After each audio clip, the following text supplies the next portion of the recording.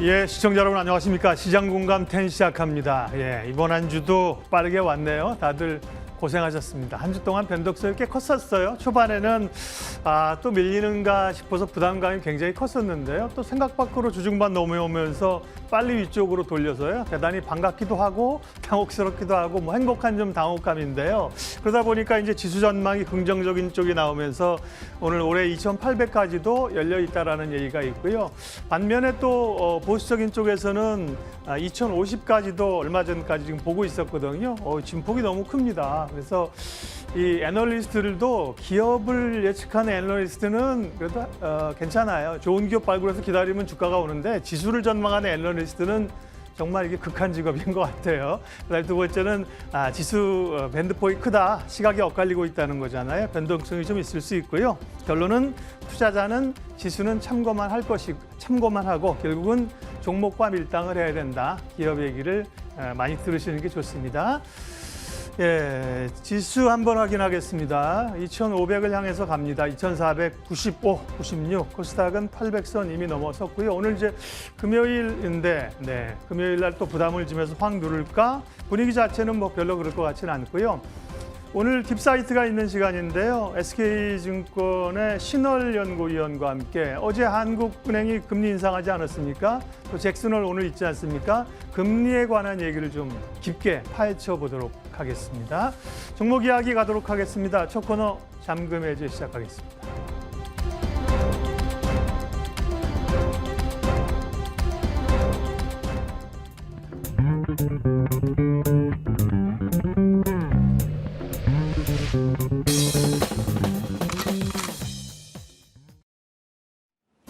네, 잠금 해제 시작하겠습니다. 양지수 모두 0.7% 정도 올라가는 모습 확인이 되고 있습니다. 어제와 오늘 동일하게 나타나고 있는 것은 급등주가 많기보다는 상승 종목 개수가 굉장히 많은 흐름이 이어지고 있습니다. 다수의 종목이 올라가고 있는데 너무 많아서 오히려 선택이 더 고민되는 시점인 것 같아요. 어떻게 바라봐야 될 것인가? 지금 한동안의 시장을 주도해왔었던 태조 이방원에 대한 전략까지 오늘 저희 담아뒀습니다. 지금부터 함께 하시죠. 유영화 과장님 모셨습니다. 어서 오세요. 안녕하세요. 네, 과장님과 저희 태조 이방원 얘기로 오늘 좀 포문을 열어보고 종목을 봐볼 텐데 그 전에 저희도 태조 이방원에 들어가는 종목 그동안 과장님과 많이 나눴었잖아요. 공략주 중에서 저희 하나솔루션 그리고 효성중공업 또 지난주에 종목들인데 다 흐름이 좋았거든요. AS 좀 부탁드릴게요, 먼저. 네, 일단 하나솔루션은 태조 이방원 중에서도 첫 번째 태양광에 속하는 섹터인데 아마 막차를 저희가 좀 잘 탄 것 같습니다. 다행히도. 근데 어쨌든 IRA 법안 통과의 수혜주이기도 하지만 최근에는 이제 중국의 전력난 때문에 수천성에서 요 태양광 쪽 공장이 좀 못 돌아가는 현상이 있다 보니까 또 태양광 쪽이 다시 한번 또 핫해지는 그러니까 좀 잘 되는 집은 또 뭘 해도 잘 되는 그런 좀 상황이 됐는데 저 이따가도 말씀드리겠지만 일단은 뭐 워낙 태양광 좋습니다. 업황도 좋고요. 최근에 여의도에서 또 실적도 3분기에도 기대해 볼 만하다라는 얘기들도 많이 나오기 때문에 뭐 계속해서 수익 극대화하시는 전략 말씀을 드리도록 하겠습니다. 네. 효성중공업도 그럼 계속 끌고 가야 될까요? 그렇죠. 이쪽은 오늘은 또 약간 수소 쪽의 모멘텀으로 움직이네요. 네, 효성중공업은 제가 양수겸장이라고 말씀드렸잖아요. 신재생과 수소. 그래서 전력기기도 또 하고 있기 때문에 지금 뭐 사실 어떤 걸로도 건설 빼고는 다 걸릴 수 있는 지금 모멘텀이기 때문에 효성중공업도 일단 밸류가 2분기 해가지고 아직 이제 4배일 거예요. 네. 퍼가 그렇기 때문에 워낙 쌉니다. 그래서 지금 다른 전력기기들이 지금 최근에 현대일렉트릭 같은 경우도 많이 올랐기 때문에 퍼 10배까지도 올라가서 갭매역이 들어갈 것 같거든요. 그래서 제가 볼 때는 계속해서 그 전력기기 섹터 중에서의 어떤 저평가 매력은 부각될 수 있다라고 보고 있고 이것도 홀딩 전략 말씀드리겠습니다. 이게 뭐 단순히 태양광, 조선 뭐 이렇게 가는 게 아니라 그 밑에 밸류체인 후속주까지 요즘엔 다 같이 움직이는 분위기다 보니까 이 종목이 굉장히 많아요. 그래서 오늘 그 부분 좀 짚어보죠. 태조 이방원에 대해서 말들이 많습니다. 이게 그냥 박스권 장세에서 그저 단순히 도는 테마에 불과하다. 아니다. 길게 봤을 때 이들은 가야만 한다라는 시각 등이 있는데 이게 단순 테마일까요? 아닐까요? 그러니까 일단은 제가 이제 최근에 태조 이방원 안에서도 뭐 태양광, 조선, 방산, 원전 쪽에서 대장주격으로 움직이는 친구들의 제가 수익률을 이 맨 아래 깔려 있는 게 코스닥 지수인데 이렇게 비교를 해서 가지고 왔는데요. 네. 이미 현대에너지솔루션 같은 경우는 200%가 상승이 됐어요. 이게 이제 6개월 수익률인데요. 이거를 이미 테마주다 아니다라고 볼 게 아니라 이미 이렇게 주도주의 역할을 하고 있기 때문에 저는 그 부분을 더 주목을 하셔야 될 것 같고, 좀 재밌는 얘기 하나 해드리면은 저희 네. 직원분이 이제 저에게 주식을 이제 물어보실 거잖아요. 네. 반도체를 사랑하시는 분이 계세요. 그래서 태조 2방원만 가니까 그날따라 또 방산이 많이 갔거든요. 네.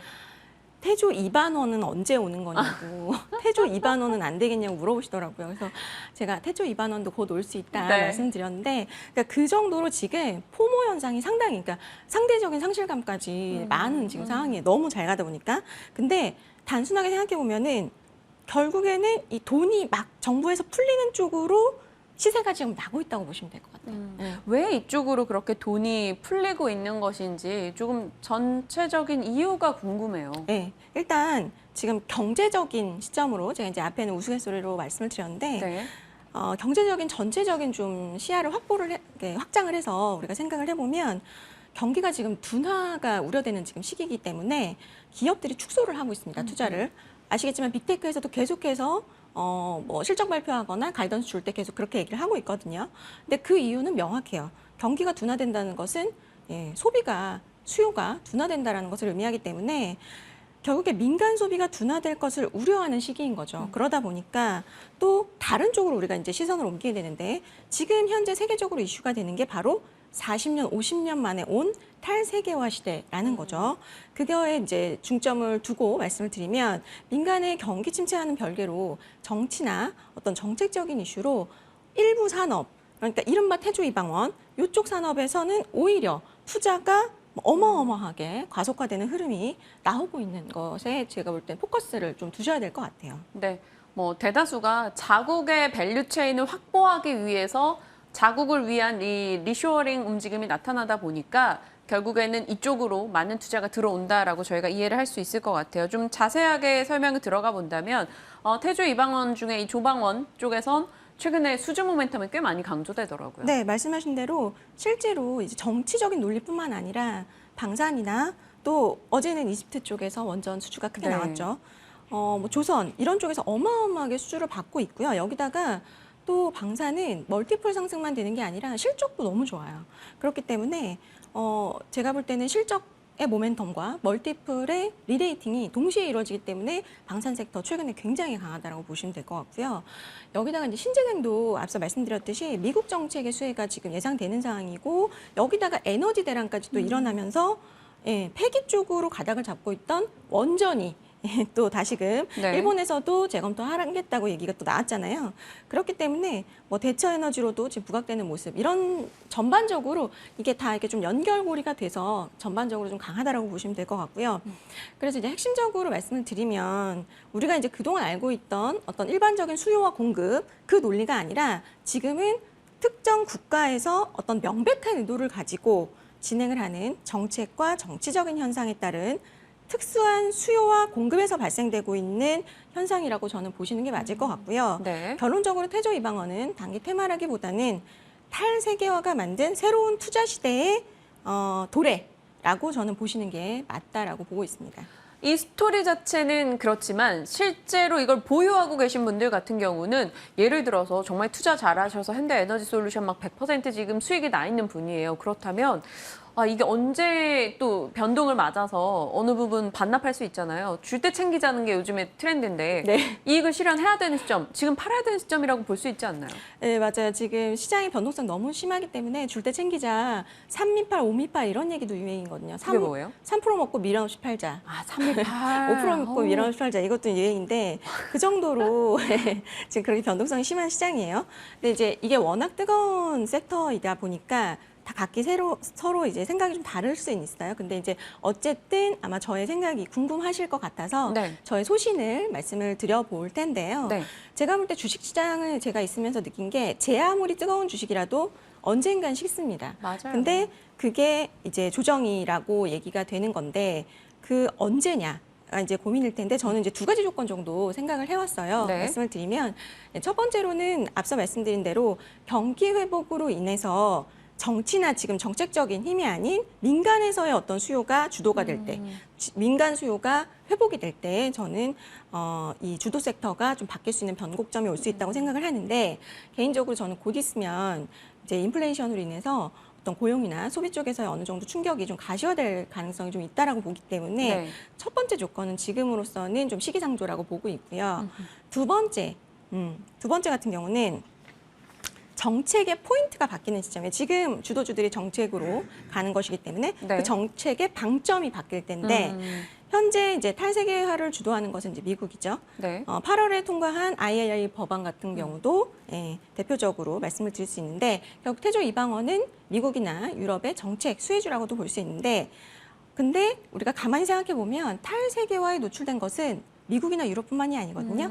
예, 강력한 국가 하나가 있죠. 중국. 중국이 지금 이제 좀 몸을 사리고 있는데 제가 볼 때는 중국에 좀 주목을 해보셔야 될 것 같은 게 네. 지금 중국은 통화 정책만 지금 펼치고 있고 재정 정책을 아직 드라이브를 강하게 걸진 않고 있어요. 그런데 저는 개인적으로 재정 정책을 중국이 본격적으로 드라이브를 거는 시점에 좀 주목을 해봐야 될 것 같고 결국 그 시기는 10월 중순경에 시진핑 주석의 연임이 결정되는 시기라고 보고 있는데요. 그렇다면 그 주도하는 섹터의 분위기가 조금 달라질 수 있는 시점이 10월 중순경이고 지금 이 화면에 이미 힌트가 나온 것 같은데 그 다음을 반도체로 보고 계신 거예요? 네. 지금 제가 볼 때는 그러면은 주도하는 주도주가 어떤 쪽이 될 거냐가 지금 관심사실 것 같아요. 근데 지금 이 중국에서 미국의 첨단 기술 분야의 제재에 대응하는 정책으로 동수서산 프로젝트라는 것을 진행을 할 것으로 보여요. 뉴스를 검색해 보시면 다 나올 건데 쉽게 말해서 이게 중국의 동부 지역의 데이터를 서부 쪽으로 옮겨와서 처리를 하는 거라고 쉽게 생각하시면 되는데 이게 데이터 센터를 많이 짓는 건데 여기 필요한 건 결국엔 반도체거든요. 네.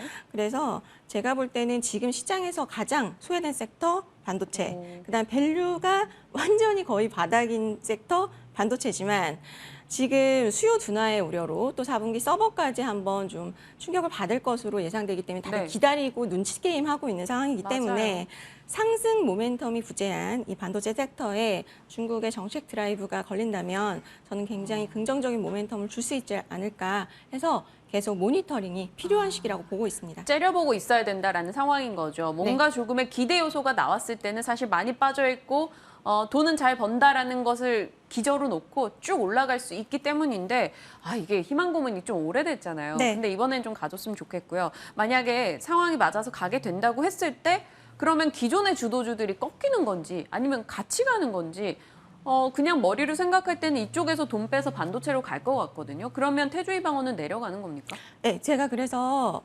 작년의 사례를 한번 이렇게 직관적으로 비교하실 수 있게 표를 하나 그려왔는데요.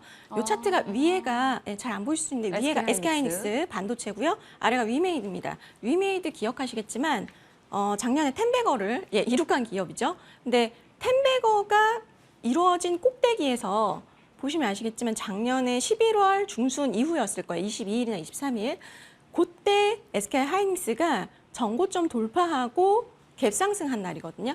그때 이후에 한 3, 4개월간의 트렌드를 보시면 아시겠지만 반도체가 상승하면 기존 주도주가 좀 꺾게 됩니다. 그 이유는 제가 이제 쉽게 설명을 드려서 왕이 행차하면 신하들이 고개를 숙이고 백성이 고개를 숙인다고 얘기를 하는데 반도체는 우리 시가총액에서 3분의 1, 4분의 1을 차지하기 때문에 상당히 이 유동성이 빨아들이는 효과가 있어요. 그리고 특히나 펀드 매니저 같은 경우는 반도체 섹터 이거 못 따라가면은 상당히 혼이 난다고 하시더라고요. 그렇기 때문에 반도체, 메모리 반도체가 상승하는 시기에 수급이 이쪽 섹터로 몰릴 수밖에 없다. 이렇게 보고 있습니다. 네, 알겠습니다. 이야기를 풀어봤고요. 저 이제 시간 관계상 저희가 앞에서 태조이방원에 너무 열을 올렸습니다. 네. 시간 관계상 저희 종목으로 곧장 가도록 할게요. 오늘 잔금 해제 종목이 무엇일까부터 확인을 하겠습니다. 왜냐하면 수익 에이스를 꾸준히 하는 만큼 과장님의 종목은 놓칠 수 없어요. 캔코아 에어로스페이스, 나로 말할 것 같으면 노래가 생각나네요. 포인트 열어볼게요. 일단 캔코아 에어로스페이스는 많은 분들이 아실 거예요. 워낙 종목명도 독특해서 기억이 나시고 할 텐데 일단 어떤 업체인지 과장님이 먼저 설명을 해주시죠. 네, 앞서 말씀드린 듯이 나로 말할 것 같으면이라고 한 게 이 회사는 글로벌 우주항공 기업들을 고객사로 많이 보유한 기업이기 때문에 상당히 레퍼런스가 좋습니다. 그래서 이 기업을 이제 설명을 드리면 일단은 이 기업이 최근에 5영업일간에 지금 수급을 제가 이제 체크를 말씀을 못 드렸는데 5영업일간 수급 강도가 1위였어요. 왜 이 회사가 수급 강도가 1위냐를 한번 살펴볼 건데 말씀드린 대로 이 기업은 국내와 미국의 항공우주 기업을 대상으로 하는 소재를 유통을 하고 있고요. 네. 그다음에 기체 부품을 제조하는 기업이에요. 그렇기 때문에 요새 뜨거운 상승세를 보이는 섹터인 방산 쪽에 속해 있는 기업이라고 보시면 되는데 네. 현재 미국에 2개의 자회사를 두고 있고요. 그러면서 이제 우주 발사체 부품 같은 거를 이제 납품을 하고 있고, 이 회사는 최대 거래처를 지금 현재 보잉의 기체 부품을 공급하는 스피릿 에어로 시스템으로 가지고 있고, 그 외에도 이름만 들으면 알 수 있는 기업들이 많습니다. 네. 로키드 마틴이나 스페이스X나 네. 보잉이나 그다음에 나사 같은 쪽하고도 거래를 하고 있고, 블루 오리진 뭐 이런 회사에도 특수 원소재를 납품을 하고 있습니다. 그리고 한국 같은 경우는 한국 항공우주하고 하나 에어로스페이스에 실제로 부품을 납품을 하고 있기 때문에 뭐 레퍼런스는 워낙 탄탄한 기업이다. 최근에 돈나무 누나죠. 예, 최근에 그 대표님께서 돈나무 누나하고 사진도 찍어서 뭐 투자를 받느냐 뭐 이런 뉴스도 나오기도 했더라고요. 네, 좋습니다. 다음 포인트로 곧장 가보도록 할게요. 어떤 회사인지 알았고 이 회사가 어떤 활약을 하고 있는지도 알았습니다. 실력 있는 자에게 기회가 온다. 요즘에 이런 쪽으로도 수주가 많이 잡히고 있습니까? 네, 일단 이 회사가 지금 2분기 실적 발표하고부터 수급이 급격하게 늘어나고 있는데 네. 2가지 정도의 모멘텀이 있다고 보시면 되고요. 앞에 말씀드린 대로 쟁쟁한 글로벌 고객사들과 협력을 하면서 뭐 사업을 하는 것이 상당히 지금 뛰어난 어떤 기술력을 기반으로 하는 것이라고 보고 있기 때문에 뭐 기술력은 인정을 이미 받았고요. 다만 그동안 실적이 되게 안 좋았어요. 그런데 이번에 2분기 실적이 드디어 흑자전에 성공했습니다. 계속 적자를 보던 기업이거든요. 이번 2분기 실적에서는 결국 연간 1억도 벌지 못하던 기업이 43억을 벌어들였기 때문에 굉장히 서프라이즈했다라고 보시면 되고요. 회사의 체력이 바뀌었나? 라고까지도 볼 수 있는 이슈라고 보는데 네. 아마 이제 MRO 사업 쪽이 좀 탄탄하게 좀 올라오고 있는 것 같아요. 그렇기 때문에 이게 이제 2분기 기점으로 해서 내년에는 연간 흑자까지도 노려볼 수 있는 거 아니냐 이런 얘기가 나오고 있는 상황이라고 보시면 지금 돼요. 이 표에서만 봐도 이 동종 섹터에 들어가 있는 업체들 대비 퍼로 봤을 때 상당히 낮게 잡혀 있네요. 그래서 2분기는 그렇습니다. 근데 네. 3분기에 만약에 이 체력이 40억 정도가 나와준다면 정말 이 방산 섹터 중에서도 밸류는 좀 싼 쪽에 속하게 되죠. 네, 좋습니다. 그러면 실적에 대한 이슈가 하나가 추가가 된 겁니다. 긍정의 포인트로요. 그것 외에 또 어떤 모멘텀이 있는지 한번 본다면요. 아마 언론에서 들으신 분들도 계실 텐데요. 이번에 인간을 달에 다시 보내기 위한 미국의 대형 프로젝트가 있어요. 네. 다국적 달 탐사 프로젝트인 아르테미스의 첫 번째 발사체인 아르테미스 1호가 8월 29일 저녁 우리나라 시간으로 9시 33분에 발사가 될 예정인데 이번 프로젝트는 이제 글로벌 21개국이 참여한 대형 달 탐사 프로젝트인데요. 만약에 29일 저녁 발사가 성공적으로 이루어진다면 실제로 이 아르테미스 1호에 부품을 납품한 이 캔코아 에어로스페이스 같은 경우에 부풀 기술력이 재부각될 수 있는 저는 긍정적 모멘텀이라고 볼 수 있는데 최근에 아까 말씀드렸잖아요. 줄 때 팔아야 된다. 네. 그래서 요즘은 게임도 신작 나오면 그날 막 매도 그날 보통 옛날에는 매도가 나왔었는데 요즘 그 전날 파시더라고요.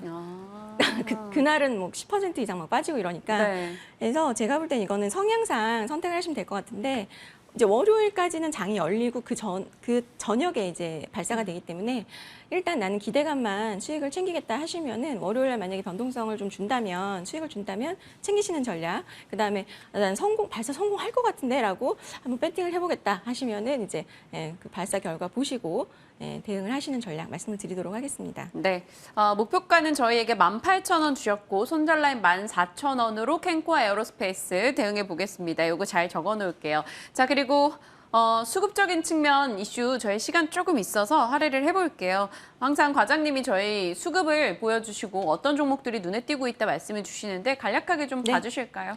네, 일단 지금 노란색이 좀 많이 보이실 텐데요. 노란색이 신재생입니다.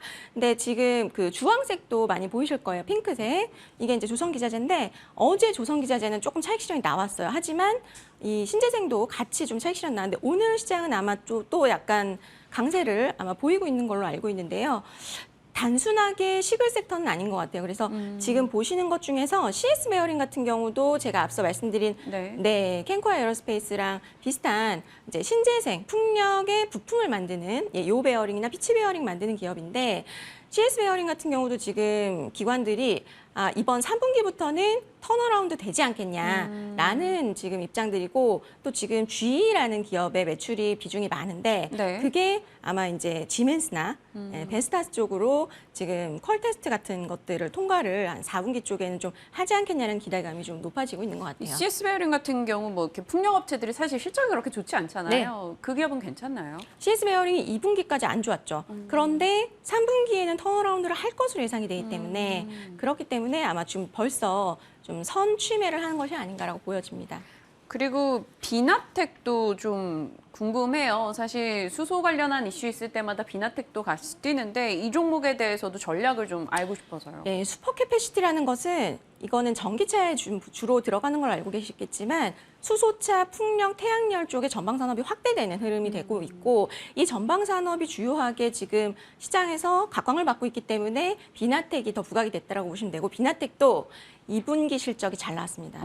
네, 서프라이즈가 나왔기 때문에 기관 쪽에서 생각했을 때 수소차나 신재생 사고 싶은데 실적 숫자 나오는 거 사야 되잖아요. 그러니까 그게 이제 비나텍의 대안이고 어제까지도 실적이 그 수급이 많이 지금 들어오고 있다라고 보시면 될 것 같아요. 그리고 비나텍 같은 경우는 57,000원에 저항 라인이 있었는데 네. 지금 계속해서 지금 그것을 뚫으려고 시도를 하고 있거든요. 저항은 계속 뚫으려고 시도를 할수록 저항의 힘은 약해지기 때문에 57,000원 뚫으면 전 긍정적으로 보셔도 괜찮을 것 같아요. 계속 두드리면 사실 네, 두드려라 어느 열릴 순간, 것이니. 네, 네, 어느 네. 순간 열릴 수 있기 때문에 이 저항을 뚫는 순간을 기다리면서 저희 비나텍의 수급 체크 계속 함께 하셔야 될 것 같습니다.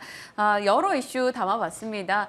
제가 듣기로도 딱 시장에 대한 많은 분위기를 설명해 주셨기 때문에 시청자분들께도 큰 도움이 되지 않았을까 생각이 듭니다. 잔금해제 오늘 유영화 과장님과 함께했습니다. 고맙습니다. 감사합니다.